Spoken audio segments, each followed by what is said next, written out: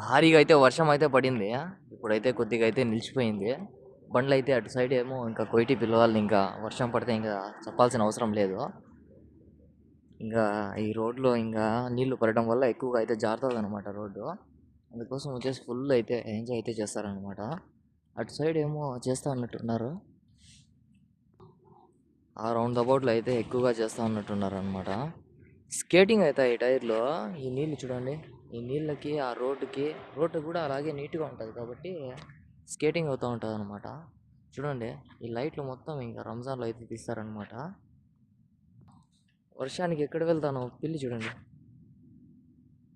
ఇక్కడ పిల్లులకి అయితే భలే సాకుతారు. ఎవరు కూడా సాకకపోయినా కూడా అవే జీవిస్తూ ఉంటాయి. ఎందుకంటే వాళ్ళకి చికెన్ ఎక్కువగా దొరుకుతుంది ఇటు సైడ్ కువైట్లో.